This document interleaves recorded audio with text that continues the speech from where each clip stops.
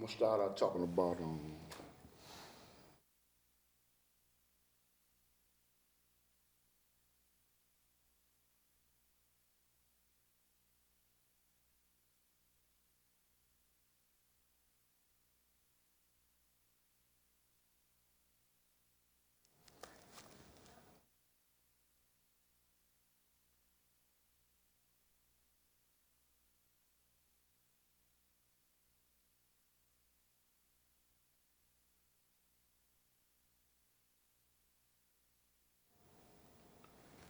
bam.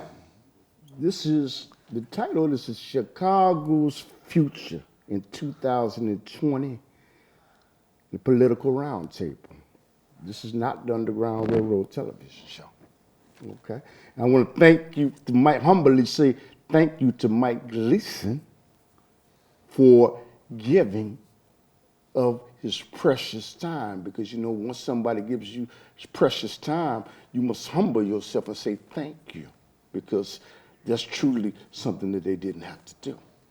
So when you start to think more of yourself than what you are, you're developing attributes of the devil. So that's why I say I humble myself, you know. And we're gonna talk about Chicago politics, and I have my co-host, and I have extraordinary political people who have done great things in Chicago, and I'm very appreciative and honored to have them on my show. But I must defer first to my co-host. Well, I'm honored, and he gives a balance to the Underground Railroad, because we have specifically two To the political roundtable. yes. And he gives a balance, because I can be toxic at times and bombastic at times. But go ahead, brother. Grady Davis from Grady's Notebook, and yes, it's my honor to be here to share my balance, my perspective, and if nothing else, to show that two people can get along even if they have differences. Two people can get along even if they go to different churches. Amas. Two people can get along because we have to survive collectively, not individually, but collectively. So it's my pleasure to be here representing Grady's Notebook, and just representing Grady Davis, who has, well, I've been outspoken before, and more than likely I'll be outspoken in the future. And the madam, tell me if I'm getting it wrong, Grady, the madam clerk of the city courts is here. And you know what, I'm gonna let her introduce us. I think I already did though, but go ahead. Thank you. So I'm Dorothy Brown, and I am the clerk of the Circuit Court of Cook County, Illinois. And I have been the clerk of court, will be 20 years at the end of this term, and my term ends November 30th, 2020, and I made the decision to not run for re-election. I want to move on to bigger and better things, but you haven't heard the last of Dorothy Brown. I'm going to be helping people. You know, that's what it's about, being a servant. So I'm going to be in the expungement arena for a long time. I want to go around the country ensuring that we have good laws from the expungement standpoint so that many people can get that second chance.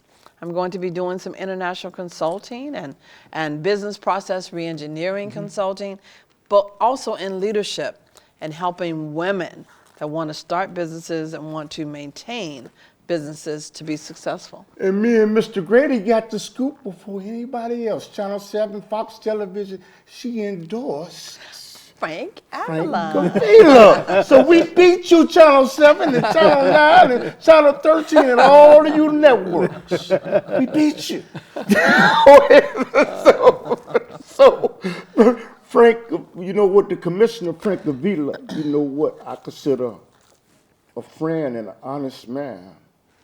And his wife is in class together, but let me quit, because Riley said I'm giving you too many accolades. Go ahead, brother. Thank you. My name is Commissioner Frank Avila. I'm a commissioner at the Metropolitan Water Reclamation District of Greater Chicago. I'm running for re-election. Come out and vote for me. My punch number is 123.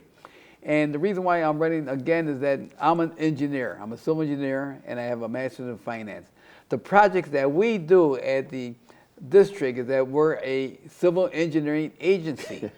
We build treatment plants. We design and build reservoirs, sewers. We prevent flooding, and it's all done by a civil engineer. That's why I am. I'm a civil engineer. We're not a judge that gives sentence. We're not a state rep that passes law. We're an operational type of agency. We're a civil engineering agency. I'm a civil engineer. You know what? I'm gonna give him a slogan, but he'll probably say it ain't no good. You know what? It should be 1, 2, 3. Vote for me. Very good, very good, very good, very good. But I want to ask, you know what? I have to ask y'all, we're going to talk about Chicago politics. And you know what? Blagojevich just got out of jail. And Donald Trump, people hate Donald Trump. They vilify him. And he gave him a reprieve. He gave him an extra expungement. Okay, by giving him a clemency. And what's amazing to me is Obama could have done the same thing. I'm disappointed in Obama. And what do y'all think about Blagojevich getting out of jail? And do y'all think that he got a bum rap? Well, number one, I don't think Obama could have done the same thing. Okay. Well, he could have, but because he was the president, presidents Okay. have the right to do pardons. Well, they can do pardons and commutations of sentences. Can I say of one course, other they thing? commute it. Yes. One other thing. And people in my neighborhood, y'all might get mad at me, believe that Michael Madigan engineered, alleged, Michael Madigan, which is the leader of the House down in Springfield, engineered Blagojevich going to jail. People in my neighborhood. Now, I just speak and tell the truth. Okay? I don't know. But I don't know anything I about know that. No, that's me talking. But y'all go ahead, because he didn't follow orders. I don't know anything about I know that. y'all can. That's just me talking. You know, if you listen to the tapes and things like that, there were things that, and if you read the indictment, there were things that appeared to be. I mean, I wasn't there, I don't know, and I'm not going to judge anybody. But even with the things that they had there, I just think that 14-year sentence was absolutely excessive, given the number of years that people are getting in other regards, even now. So, but of course, I'm still not voting for Donald Trump. But I do think that that was excessive. He was Donald Trump, as mean-spirited as y'all see he is, he was more humane, even if he did calculate than Obama. But I'll talk about that later on. I don't, I'm not gonna, you can't put humane on that. I don't, you can't say, you can't put link more humane than, because you just don't know what was going on and the circumstances. Barack did a lot of good things. Okay. So, okay, well, go ahead. Donald is not. Okay, now. I'm a Democrat, so, that's just what it is. I understand. You know what I understand? But anyway, but that's not even it. I was just talking being a Democrat or whatever, I still would say the same thing. Yeah, I was just saying, like on the east side, some people call it the southeast side, but on the east side, I just keep it real in my neighborhood. When we was discussing it in the barber shop this morning. Yeah. And we thought that it was humane what Donald Trump did. It was humane. And they had the leniency to say, you know what, he's had enough time. But go ahead, brother Frank. Well, the sentence. Commissioner, I'm sorry. Talking about a protocol, brother. Well, the sentence that he received was more than other people that did worse crimes. Mm-hmm. And so I'm not going to vote for Trump. I'm a Democrat. So, okay. But what Trump did, I think the good Lord, we go to church every day. We ask the Lord to forgive us. And I think at this time, I think it's good that the president forgave Blagojevich on what he did and lessened his sentence. Gave him a second chance. Yeah. Gave him a second chance. And that's why. Big expungement. Right. But go ahead. Well, he didn't expunge I'm it. just using that as an interesting thing, and I hope that he does go back and get a pardon. He commuted his sentence but he did not pardon him. So he's still in jeopardy of losing his law license. He can't practice as an attorney. So that's why we all go to church every Sunday. We ask for forgiveness and forgiveness for other people. So I think that Trump did the right thing here. He forgave Blagojevich. They did give him a longer sentence what other people get sentenced for. Okay. So and we all should learn how to forgive. You know, that's why I love Dorothy Brown on her impungent program. No, the impungent program is excellent. How many people out there that should get the impungent program because they have to go to work, they have a family, Absolutely. They need a good job, and so this is one of the what she started is everyone else is starting here. Now they're doing it right. Now in the state of law, where they're passing that law on your record. Mr. Grady, Well, as I said before, I've sung her praises going back to the 70s and 80s, and yes, what she has done has been absolutely great. But I don't think Trump had anything in mind as far as Blagojevich and the other people that he commuted, but strictly politics. I don't think Trump has a Christian vein in his body. I don't think he was thinking about forgiveness for anything, all right? Humanity and none of that. Absolutely not. Trump looked at that as being nothing but politics. Okay? Trying? Okay.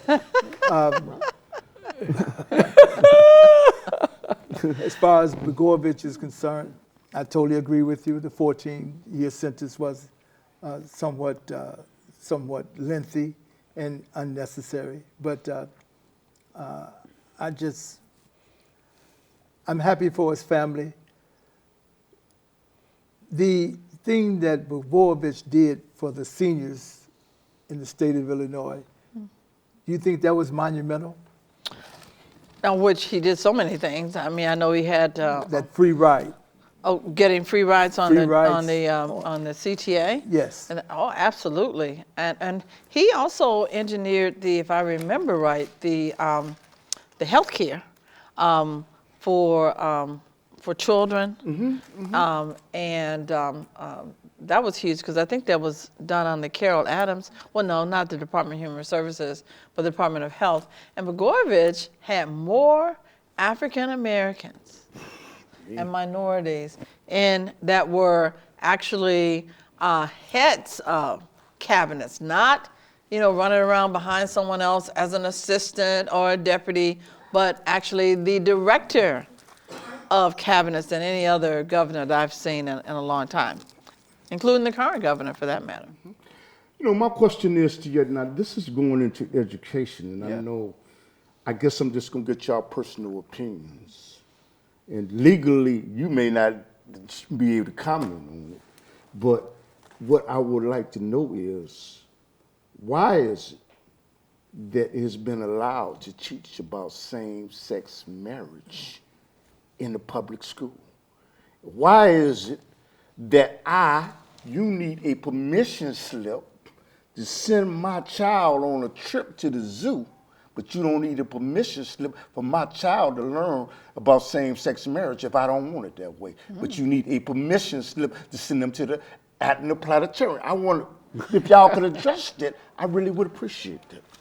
But I believe that they passed the law. They did pass the law. Okay, so that's why they passed the law and they wrote it in that way.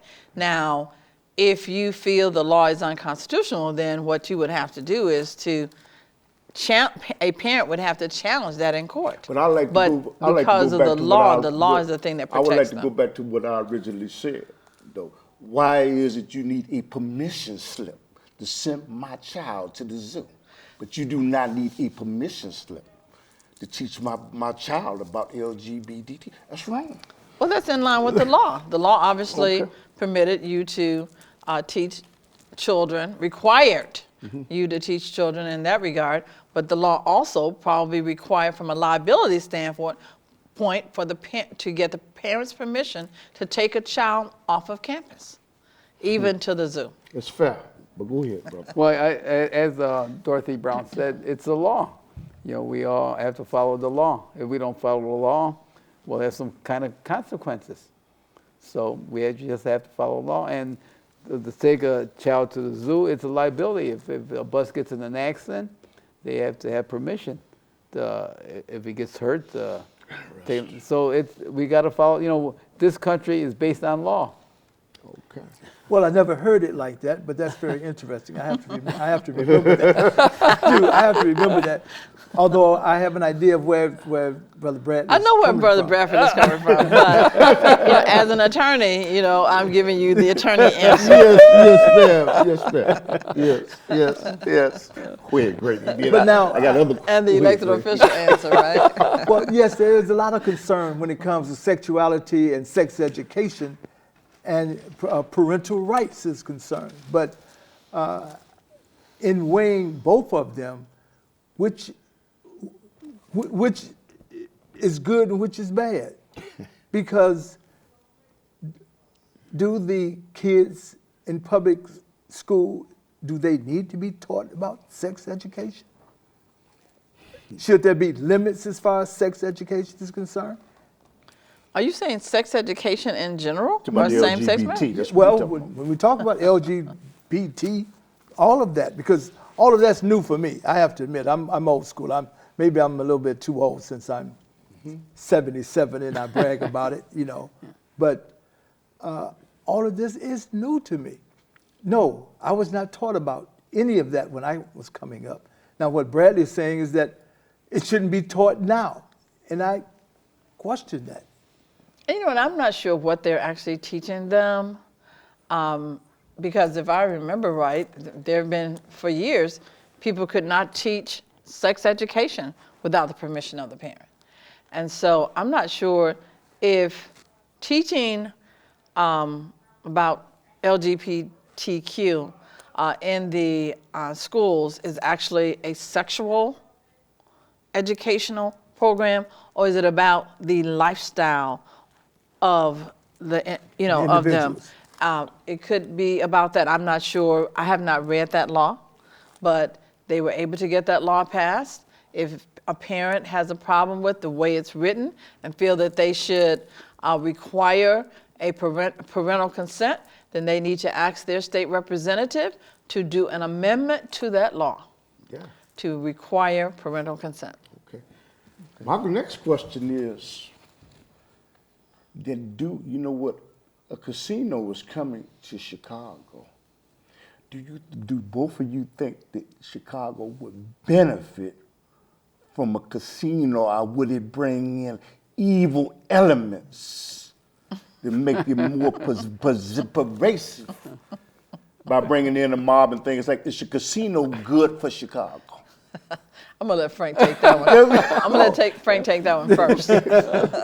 Well, because I think the city is looking for ways to raise revenue, because they need revenue to solve their pension problem or maybe their school problem. Mm-hmm.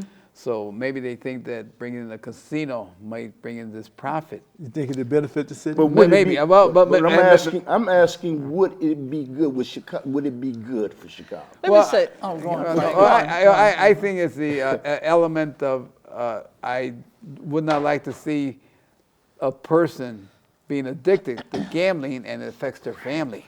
That's a problem that I see, is that you'll have people that may want to gamble and they're going to affect, they'll lose their money and their family won't have money to send their school. Okay. And they're going to, And so they're going to have something whereby you help people from addiction standpoint. But, 10 minutes across the state line and you're right at Harris Casino. Right? And the horseshoe, not Harris. Horseshoe. You're right at the casino. That's in Indiana, Hammond, Indiana. So to say that a casino is going to bring something negative to Chicago, you got 5 minutes outside Chicago and you have a casino, and we have a lot of negative things and positive things, of course, but in Chicago without a casino. Okay. I think, too, it's almost similar to passing cannabis. Okay. Yes, that- Recreational That cannabis. next- yes, People what's up? thought that, that, oh my God, the world is going to come to an end and everybody's going to be running into each other. People are going to be high on the streets and all of that. And you really have not seen that because of the way the laws are structured. Even from an employment standpoint, I sent memos to my employees to let them know that, the employer has a right. We can just have a reasonable suspicion that you're high. You don't even have to prove that you're high. That's true. And have you, and actually discipline you up to and including discharge. So we have to weigh the good with the bad.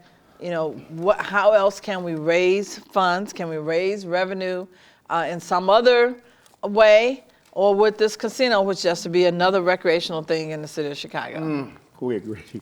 I got a ton of May I questions. change? Go ahead, bro. May I change the Yeah, subject? go ahead, bro. How do y'all feel about term limits? Oh, on all offices? Since you brought it up, yes, on all offices. If you're going to do it on one, you need to do it on all offices. Well, since I'm leaving offices and the office, and I've been here for 20 years, I'm for it, right?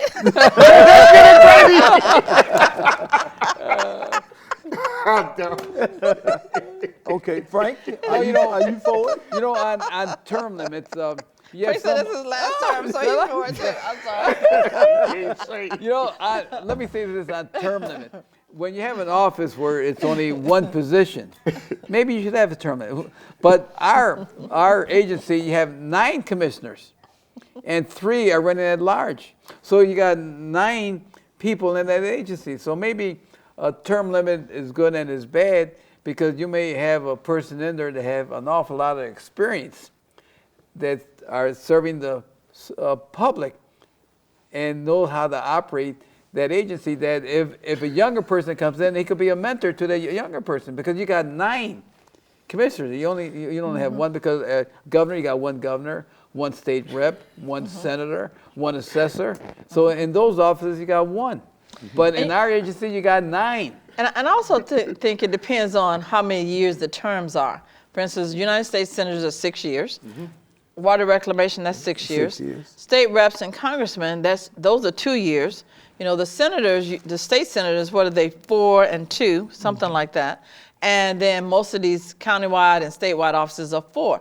So maybe we need to be looking at people serving a total of 12 years, which would be 3 terms for some, 2 terms for others, and 12 years to serve.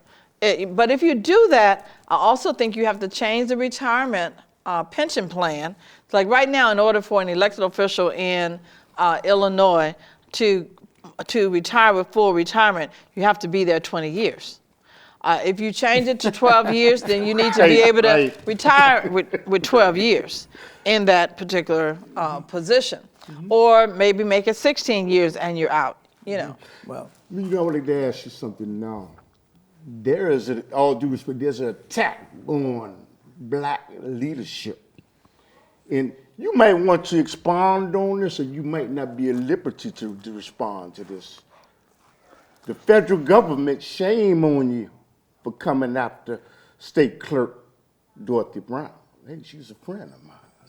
Okay, and shame on you. Why are they attacking black leadership like Kim Foxx, and they come after you? And then, but the Caucasians, Ed Burke, this is under investigation, but they generally don't come after them. Well, see, what happens too is I kind of figured out that a lot of those people. She was squeaky clean. Well, a lot of those people that are in those U.S. attorneys' offices and things, they are people that are relatives and friends of some of these other elected officials.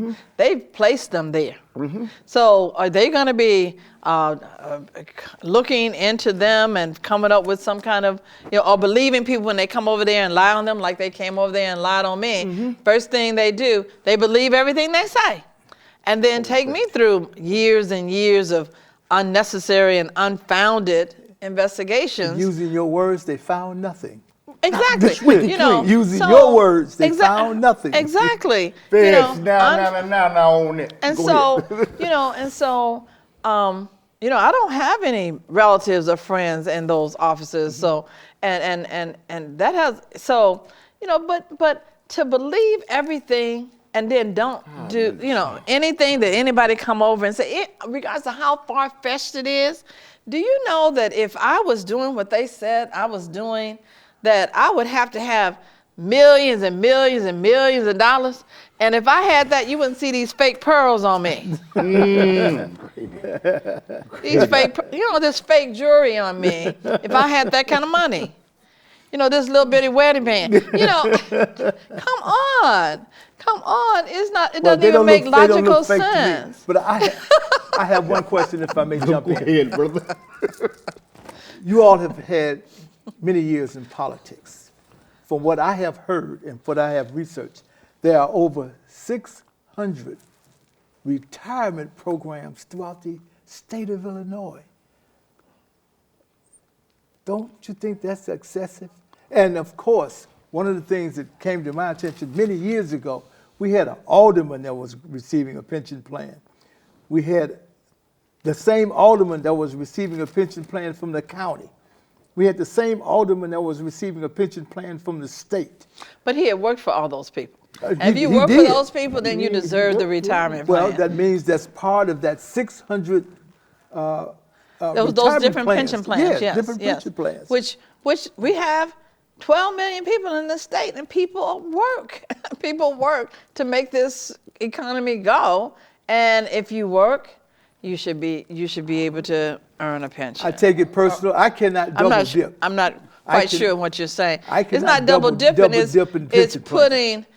The key is, were you double dipping from a work standpoint, or did you put those hours in? For instance, you know, I've been working for 50 years, or longer, because I started working when I was 16 years old. So I could have actually had 3 different jobs and probably retired from all of them in that 50 years. Yeah.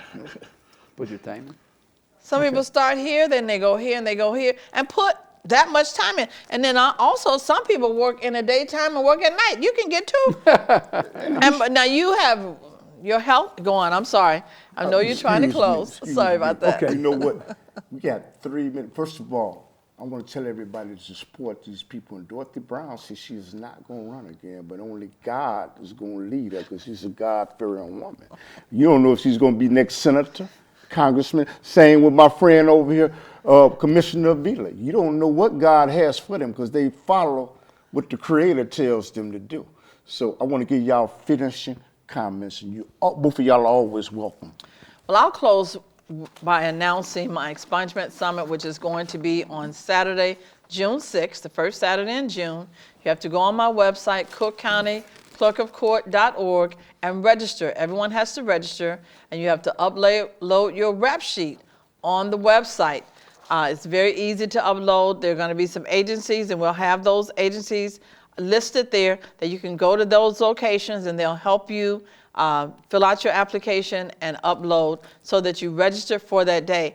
We want to be able to review your information and have it ready for that day. Commissioner Frank Avila, 1, 2, 3, vote for me. Go ahead, brother. Thank you very much. My name is Commissioner Frank Avila. I'm running for re-election. My number is 123. I am the only civil engineer running for the Commissioner of Metropolitan Water Reclamation District, and we are a civil engineering agency. Look at that beautiful sign. Grady's notebook, let him. Listen, 30 seconds. I just want to say, Circuit Court Brown, thank you ever so much.